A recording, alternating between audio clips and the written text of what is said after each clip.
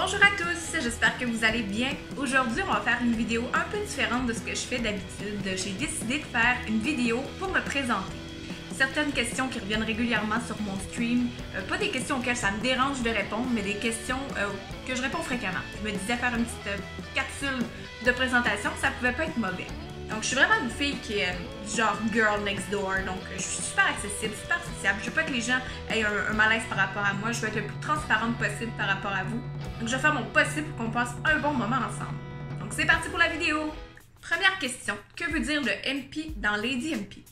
Donc, mon prénom, c'est Marie-Pierre, donc MP, c'est mes initiales. Au départ, mon nom de gamer, c'était So Hot. Pas de jugement, s'il vous plaît. Jugez-moi pas. J'étais jeune et insouciante dans ce moment-là. Puis j'avais entendu à la radio la chanson de Kid Rock, la chanson So Hot. Je peux vous en chanter un petit bout, là.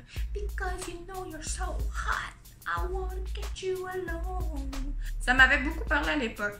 Mais plus j'évoluais dans le stream puis dans le gaming, moins mon nom me semblait professionnel. Donc j'ai décidé de changer après à peu près 1 an de streaming. Donc j'ai changé pour Lady MP parce que je trouvais ça plus simple puis plus représentatif. Deuxième question, d'où tu viens? Je réside présentement sur la rive sud de Québec, dans le coin de Saint-Romuald, qui est maintenant aujourd'hui tout regroupé Lévis. Mais je suis native d'un petit village qui s'appelle Lillet. C'est situé à la limite un peu de Chaudière-Appalaches, puis du Bas-Saint-Laurent. C'est près de Saint-Jean-Port-Joli.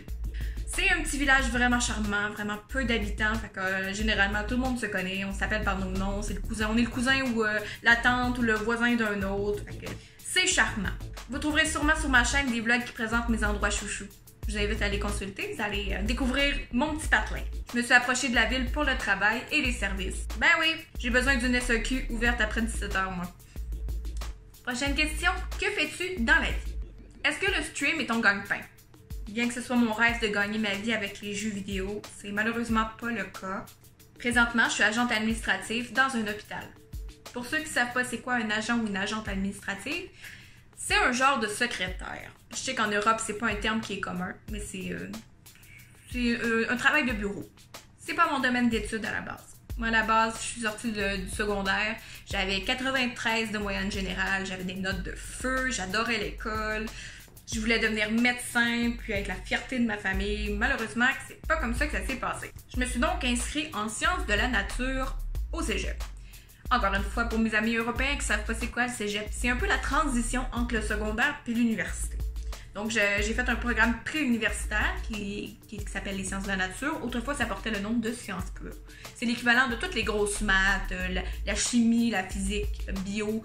C'est le profil plus sciences. Point.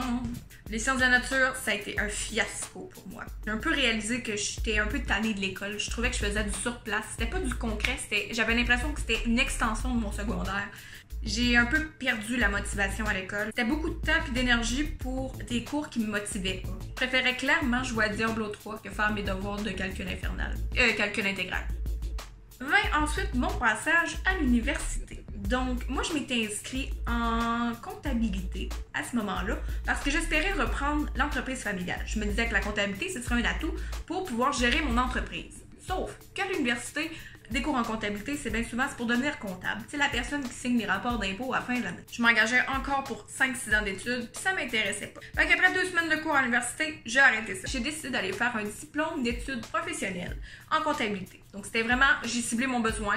Je voulais apprendre juste à m'auto-administrer. Ce cours-là était ciblé pour moi. C'était un programme individualisé, donc j'y allais à mon rythme. Donc plus ou moins 6-8 mois plus tard, j'avais fini l'école, puis j'ai pu rentrer sur le marché du travail. C'est entre autres ce cours-là en bureautique qui m'a permis d'entrer sur un poste dans la fonction publique. Vous allez me dire, est-ce que t'aimes ça? Je vais vous répondre que des fois oui, puis des fois non.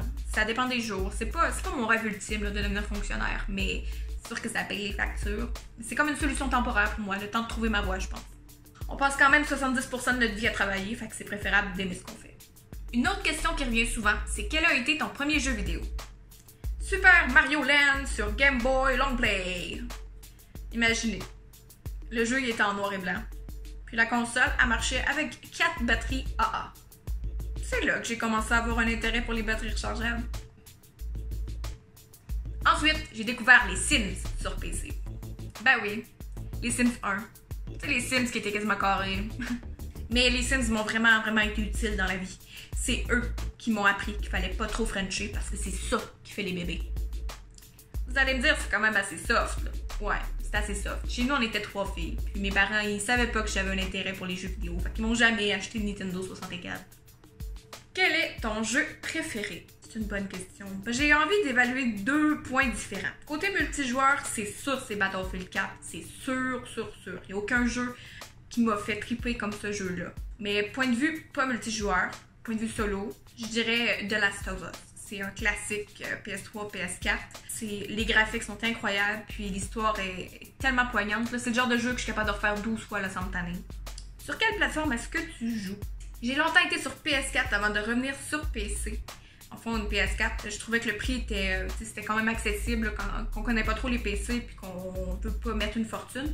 Le prix est accessible. J'avais recommencé. Moi, j'ai commencé vraiment à jouer les shooters sur PS4. Puis ensuite, je suis arrivée sur PC. Pourquoi j'ai pris PC? Ben, tout le monde me disait « Hey, t'es sur PC! » C'est également plus facile niveau streaming. Niveau quand t'as plusieurs choses à faire, le multitask. Un PC, c'est beaucoup facile. Mais mon cœur appartient à PlayStation. Même après 2 ans sur PC, là, je suis toujours pas capable de viser les têtes. Mon tir, les genoux! Hey, je t'ai fait peur, mais non, excuse. C'est ce qui termine la vidéo aujourd'hui. J'ai survolé quelques questions, comme je vous disais plus tôt, qui sont récurrentes dans le stream, mais j'espère que ça vous a aussi appris à un peu mieux me connaître. J'espère que vous avez apprécié votre petit moment avec moi aujourd'hui. J'aimerais vous entendre par rapport à ce concept de vidéo-là, si jamais vous appréciez ou pas, si vous aimez pas ça. C'est correct, écrivez-le dans les commentaires avec peut-être la raison, ça va m'aider à me rediriger. Pour ceux que ça intéresse, je suis preneuse de toutes les questions que vous mourrez d'envie de me poser. Il n'y a pas de sujet tabou, moi je suis une fille assez ouverte, je réponds à peu près tout. Donc je vous invite à poser vos questions sur mes réseaux sociaux. Je suis active sur Facebook, Twitter, Instagram. Vous allez trouver les liens pertinents dans la description de la vidéo. Vous allez pouvoir aussi poser vos questions dans les commentaires de la vidéo. Ça va me faire un plaisir de répondre à vos interrogations dans une prochaine capsule foire aux questions si ça vous intéresse. J'ai vraiment hâte de vous lire. Je vous remercie d'avoir visionné la vidéo. Si ce n'est pas déjà fait, je vous invite à vous abonner à la chaîne. C'est gratuit et ça fait plaisir. Et je vous souhaite à tous et à toutes une excellente journée. Bisous!